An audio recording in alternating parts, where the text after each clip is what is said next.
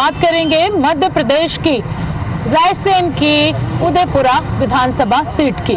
इस सीट के बारे में अगर बात की जाए तो यहाँ पर वर्ष 2018 में देवेंद्र पटेल जो कि कांग्रेस के हैं, उन्होंने जीत हासिल की थी। हालांकि 10 बार के चुनाव में अब तक यहाँ पर कांग्रेस 6 बार और करीबन 4 बार बीजेपी ने अपना झंडा गाड़ा है। लेकिन फिलहाल यहाँ पर 2 लाख करीबन 62,000 मतदाता हैं, जिसमें 1,25,000 करीबन महिला और उसके बाद जो बचे वो करीबन 1,36,000 से ज़्यादा पुरुष मतदाता है। लहर की बात की जाए तो लोग यहाँ पर कांग्रेस के काम से खासे खुश हैं, लेकिन बीजेपी ने जो काम किया है उससे भी यहाँ पर लोग नाराज नहीं हैं, उससे भी लोग खासे प्रभावित हैं। तो आज हम अपनी ईवी के साथ निकलेंगे रायसेन की उदयपुरा विधानसभा सीट का सर्वे करने।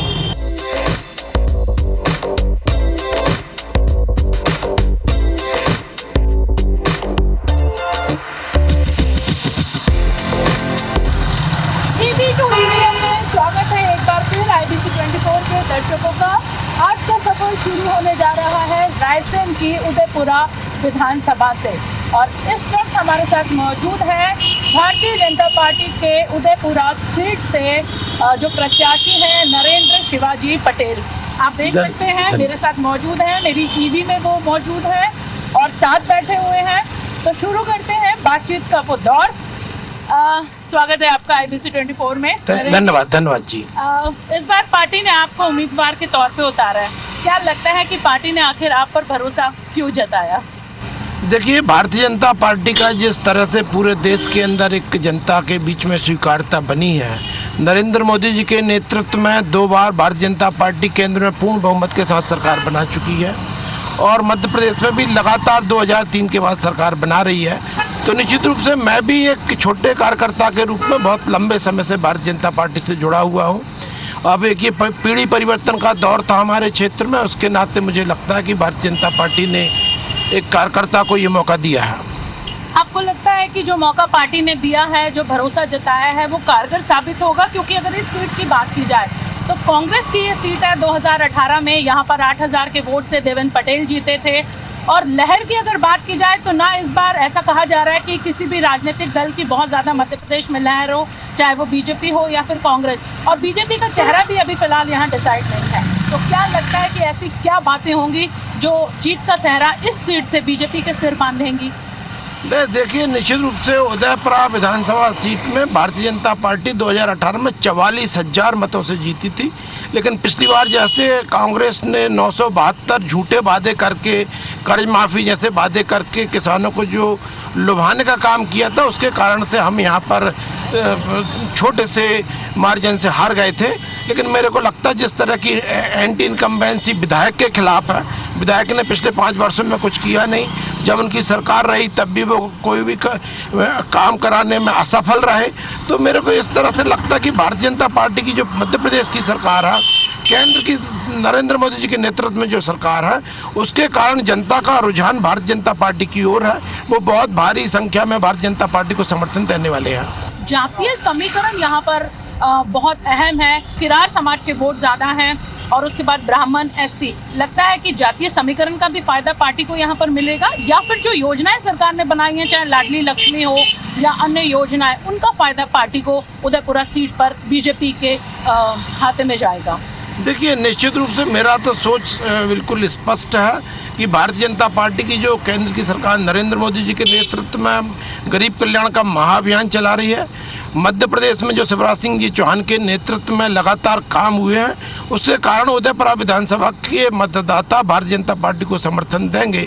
विकास की परियोजनाएं क्रियान्वित हो रही हैं और गरीब कल्याण की योजनाएं क्रियान्वित हो रही हैं, उससे निश्चित रूप से जनता जनार्दन भारतीय जनता पार्टी को समर्थन देगा। जैसे महिला मतदाताओं की बात चल रही थी, अभी मैं घर घर जाके सभी मतदाताओं से मिल रहा हूँ, उसमें माता बहनों से भी बड़ी संख्या में मिला हूँ। माता बहनें जिस तरह से लाडली बहना योजना के प्रति आकर्षित है और उसके कारण माननीय शिवराज सिंह जी चौहान को समर्थन दे रही हैं। जिस तरह से पार्लियामेंट में महिला आरक्षण बिल पास हुआ, उसके कारण महिलाएं बहुत उत्साहित हैं। तो मैं समझता हूं कि महिलाओं का भी बहुत अपार जन समर्थन भारतीय जनता पार्टी को मिलेगा। 10 बार के चुनाव देखें तो 6 बार कांग्रेस और 4 बार बीजेपी को सफलता मिली। तो वही बात कि 2023 में ऐसा क्या मुद्दा है, ऐसा क्या फंडा है कि बिल्कुल जीत का चेहरा आपके सिर? नहीं, देखिए, रायसेन जिले में भारतीय जनता पार्टी का बहुत प्रगाढ़ गढ़ है, मैं समझता हूं, क्योंकि भोजपुर की सीट को लगातार भारतीय जनता पार्टी जीतती है। सिलवानी सीट को केवल एक बार छोड़ दें तो लगातार भारतीय जनता पार्टी जीती है। सांची की सीट को भी केवल एक बार छोड़ दें फिर से वो भाजपा की झोली में आ गई है। और उदयपुरा सीट की जहाँ तक बात है तो मैं समझता हूँ कि जब उदयपुरा सीट पर रामपाल जी हुआ करते थे तो लगातार हम यहाँ पर जीते हैं। और बरेली उदयपुरा परिसीमन के बाद जो बनी है उसमें अलबत्ता ऐसा हो रहा है कि हर बार विधायक बदल रहा है, हर बार जनता यहाँ का परिवर्तन कर रही है, तो वो फैक्टर भी इस बार भारतीय जनता पार्टी के पक्ष में है। बिल्कुल, करीबन हमने अपनी ईवी में 2 से 3 किलोमीटर का सफर नरेंद्र शिवाजी के साथ यहाँ पर तय किया है और अब नेताजी को चुनाव प्रचार में निकलना है। एक अहम दिन आज है, अब वो चुनाव प्रचार पर निकलेंगे, अपनी गाड़ी को यहीं विराम देंगे, यहीं रोकेंगे और शुक्रिया अदा करेंगे नरेंद्र शिवाजी पटेल का। और बिल्कुल हमसे बातचीत के लिए शुक्रिया आपका। धन्यवाद, धन्यवाद बहन, बहुत बहुत धन्यवाद आपको।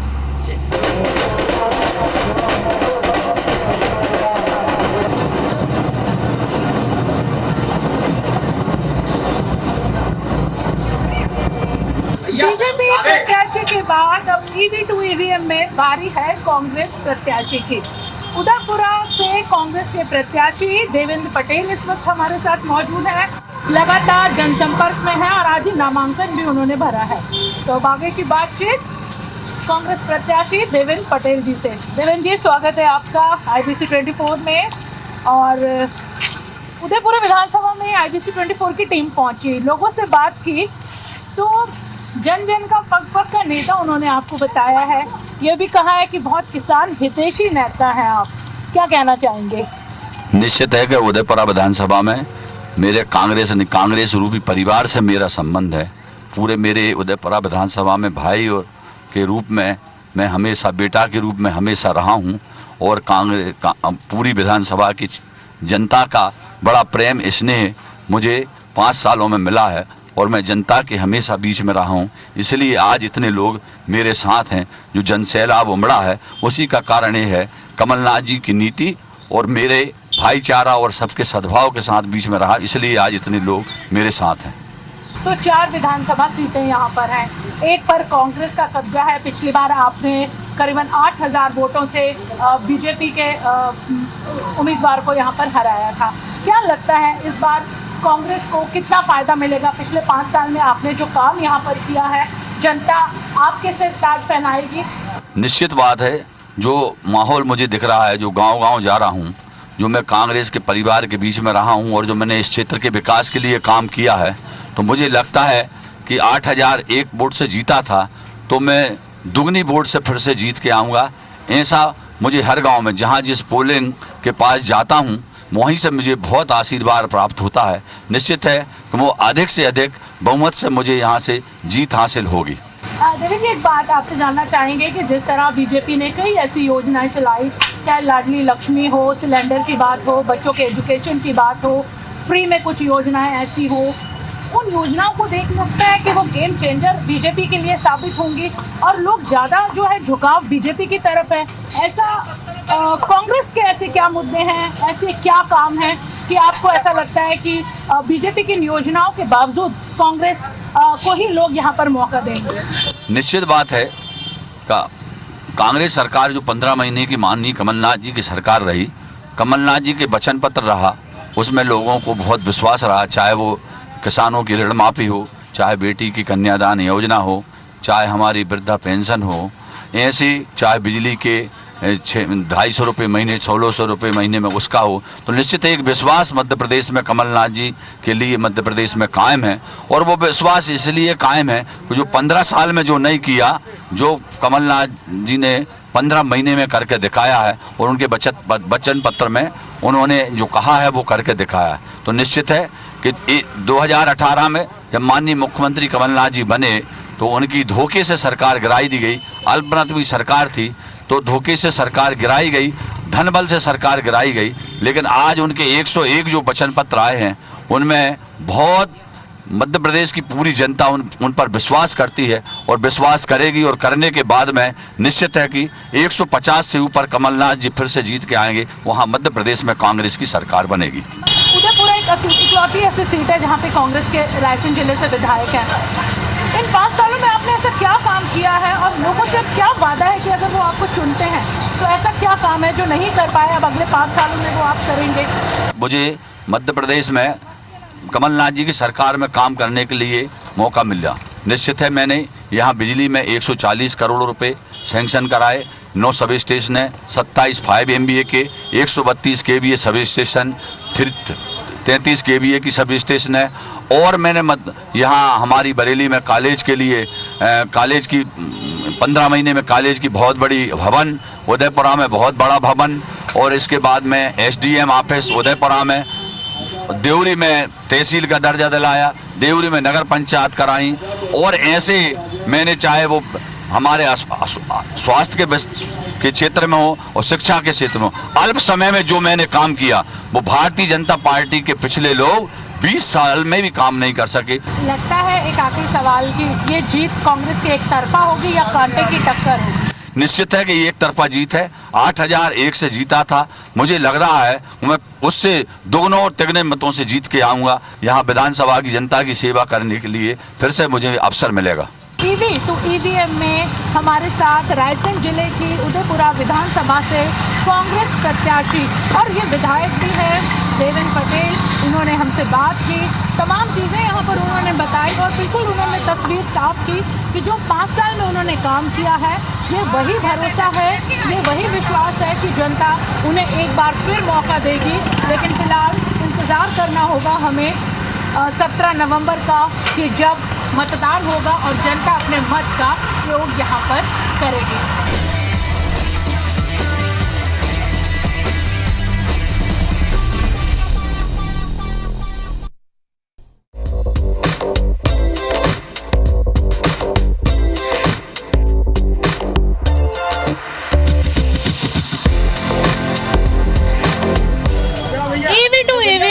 प्रत्याशियों के बाद अब बारी है उस आम जनता की जिसके हाथ में है कि वो किस राजनीतिक पार्टी के प्रत्याशी के सिर जीत का सेहरा बांधेगी, और इसी के बाद तय होगा कि मध्य प्रदेश में किस राजनीतिक दल की सरकार बनेगी।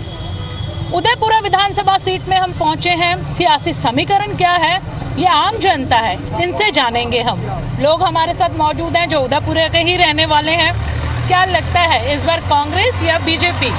इस बार कांग्रेस की सरकार बनेगी, क्योंकि पिछली बार भी जनता ने कांग्रेस की सरकार बनाई थी, लेकिन भारतीय जनता पार्टी के लोगों ने धनबल से इस सरकार को हटा दिया था। इस बार जनता में काफ़ी रोष है और उस रोष के साथ में कांग्रेस की सरकार बनेगी। अभी कमलनाथ जी ने जो वचन पत्र प्रस्तुत किया है उसमें शिक्षा और स्वास्थ्य पर बहुत ही दिया है। शिक्षा के लिए पहली से 8वीं क्लास तक के बच्चों के लिए 500 रुपये, 8वीं से 10वीं तक के बच्चों के लिए 1000 रुपये और 10वीं से 12वीं तक के बच्चों के लिए 1500 रुपये की राशि प्रति माह के हिसाब से दी जाएगी, जिससे कि हमारे बच्चे शिक्षित होंगे। लेकिन ऐसी ही योजनाएं बीजेपी ने भी दी हैं। उन्होंने लाडली बहना योजना दी है, बच्चों की एजुकेशन उन्होंने फ्री की है, सरकारी मेडिकल कॉलेज हो, IIT हो, वहाँ पर आरक्षण बच्चों को दिया है। तो लगता है कि सरकार बदलनी चाहिए ये सब योजनाओं के बावजूद भी। मैडम, सबसे बड़ी बात तो है कि उनने पुरानी पेंशन बहाल कर दी है। बुजुर्ग लोगों को रिटायर्ड होने के बाद 10-20 लाख रुपए मिलते हैं, वो खर्च कर देते हैं, लेकिन आखिरी तक का सहारा रहता है उनकी पेंशन का लाभ पब्लिक में बहुत मिला है, इसलिए कांग्रेस आएगी। बीजेपी का उम्मीदवार यहाँ पे पिछली बार 2018 की बात की जाए तो हार गए थे, कांग्रेस के यहाँ पर उम्मीदवार आए थे। लगता है कि सत्ता में सरकार बीजेपी की है और कांग्रेस का यहाँ पर जो है विधायक है। इस बार भी अगर ऐसा होता है तो विकास कार्यों में कहीं ना कहीं उदयपुरा के लोगों को नुकसान पहुँचता है। नहीं मैम, ऐसा कुछ नहीं है। विकास हो रहा है, हमारे रोड बन रहे हैं, सब बन रहे हैं, और इस बार बीजेपी के 40,000 से हारेंगे। इतना घमंड से बात कर रहे हैं ये लोग। गांव-गांव में इनका विरोध हो रहा है और 100% 40,000 से देवेंद्र भैया जीतेंगे इस बार। ये पक्का है, कांग्रेस पार्टी की सरकार बनेगी। इन हर बार में इनका घमंड बढ़ रहा है। 18 साल हो गए हैं, तो उस 18 साल को घमंड को मिटाना है और कांग्रेस को हमें इस बार जिताना है। उदयपुरा जो सीट है यहाँ से कांग्रेस विधायक हैं और इस बार जो लोग हैं उनका कहना है कि और जो शिकस्त का मार्जिन है वो यहाँ पर बढ़ेगा। लोग और युवा भी मौजूद है, उनसे बात करेंगे कि बीजेपी ने तो युवाओं के लिए इतना मौका दिया है, कांग्रेस के यहाँ विधायक हैं, लेकिन आप लोगों को लगता है कि अगर सत्ता में सरकार बीजेपी की आई या कांग्रेस की तो फायदा लगता है कि मिलेगा? क्योंकि आप लोग यहाँ पर बता रहे हैं कि कांग्रेस ने बहुत काम यहाँ पे किया जबकि विधायक उनके यहाँ पर काम हुआ है। मैम पहले तो मैं ये पूछ रहा हूँ सब लोगों से, काम हुआ कहाँ है? ज़मीन पे तो नहीं हुआ कम से कम। इस पूरी विधानसभा में एक जगह एक शिलालेख बता दीजिए शिलान्यास का जहाँ पर आदरणीय विधायक जी का नाम लिखा हो कि इनके द्वारा ये काम हुआ है। बीजेपी की बात करें तो 18 साल से निरंतर काम कर रही है। आज आप बाईपास देख लीजिए, बाईपास बीजेपी की देन है, सिविल हॉस्पिटल बीजेपी की देन है, और जितने भी आप चाहे नगर की सड़क देख लीजिए, अभी 15 दिन पहले तक इसका विरोध हो रहा था बहुत ज़्यादा कि धूल उड़ रही है ये और वो, मात्र 8 दिन के अंदर ये सड़क बना दी है। 6 साल तक तो हमने धूल खाई और ये सड़क बना दी अभी बीजेपी ने। कौन सा बड़ा काम कर दिया? सिर्फ चुनाव के लिए भाई, चुनाव के लिए आपने, हमने 6 साल धूल खाई है, आंखें खराब हो गई, हमारे घरों में धूल जम रही है। घर में जाके देखो आप, आ गए क्या हमने बनवा दी। एक एक अरे आदरणीय तो मुझे तो बोलने दो। सभी को मौका मिलेगा, सभी को मौका मिलेगा, सभी को मौका मिलेगा। आपको मौका मिला बोलने का, अब उनकी बारी है जी। गलत मत बोलो। 6 साल की बात कर रहे हो। 6 साल में बरेली में नगर पंचायत अध्यक्ष किसका था? वो व्यक्ति जो कांग्रेस से बागी होकर निर्दलीय चुनाव लड़ा, वो बीजेपी का तो नहीं था ना, वो था तो आपकी कांग्रेसी मानसिकता का व्यक्ति। उसने यदि यहाँ विकास नहीं करा उसमें किसकी गलती? आप नहीं, शासन की गलती नहीं है। शासन ने अपना फंड दिया, शासन ने दिया। ये कहानी आपकी है कि आपने क्या करा है, आप ये नहीं बोल सकते इस चीज के बारे में। दूसरी चीज, विकास यदि काम ना किया होता बीजेपी ने तो 18 साल हम आते नहीं। 18 साल वही व्यक्ति आ सकता है जिसने काम निरंतर किया हो। 2018 में नहीं आई थी सरकार, बिल्कुल नहीं आई थी, कहीं ना कहीं चूक हुई होगी, इसलिए हम लोग रहे ना पीछे। मगर वोट परसेंटेज हमारा ज्यादा था, सीट आपकी ज्यादा थी, सीट आपकी ज्यादा थी, वोट परसेंटेज हमारी ज्यादा थी। भाजपा के लोगों ने उसे कहां से कहां ट्रांसफर तो आप ये तो नहीं बोल सकते ना कि हमें बिल्कुल ही नकार दिया हो छत्तीसगढ़ की तरह कि भी आपके बिल्कुल ही आपकी 18 साल में इतना काम किया है कि इस बार चुनाव जीतने के लिए उनको फ्री की रेवड़ियां बांटनी पड़ रही हैं। बस धर्म मुद्दा बना के, जाति मुद्दा बना के, अगर कोई पार्टी ने कार्य किया होता तो वो काम दिखा के वोट मांगती, जनता को दिखाती कि हमने ये काम किया है, प्रदेश में ये रोजगार लाए हैं। 2003 से 2023 तक 2003 से 2023 तक कर्जा 3 लाख करोड़ के ऊपर हो गया एमपी के ऊपर। ये किसने किया है? शिवराज सिंह जी ने। किस कारण? फ्री में बांट के, सिर्फ चुनाव के टाइम। लाडली बहना, आप 20 साल से भूल गए थे क्या बहन को? आपको आज याद आ रही है? मध्य प्रदेश में 230 विधानसभा सीटें हैं और जैसे कि हमने पहले भी कहा था कि रायसेन जिले की उदयपुरा सीट का भी एक अपनी अहम भूमिका है। उदयपुरा सीट में भी सियासी समीकरण है, वो हमेशा अहम रहे हैं। 10 बार के चुनाव की बात की जाए तो 6 बार कांग्रेस और 4 बार बीजेपी ने जीत यहाँ पर हासिल की है।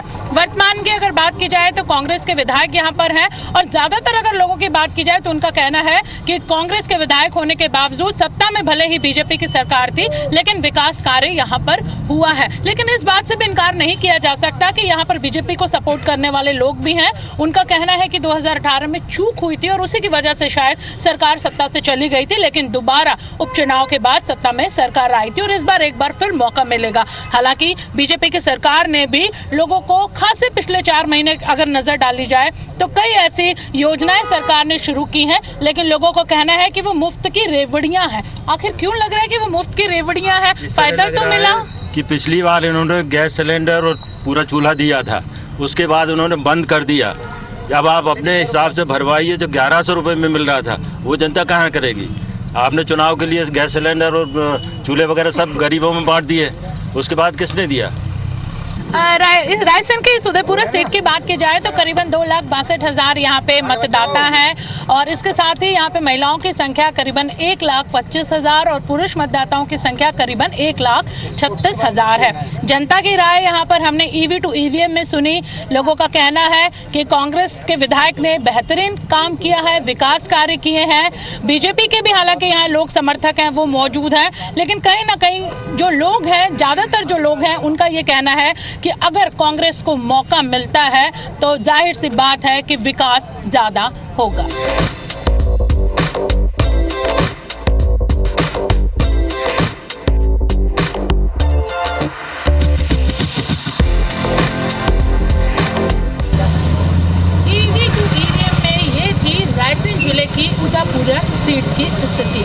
हालांकि यहाँ पर कांटे की टक्कर है, लेकिन जीत का दावा दोनों ही दल कर रहे हैं।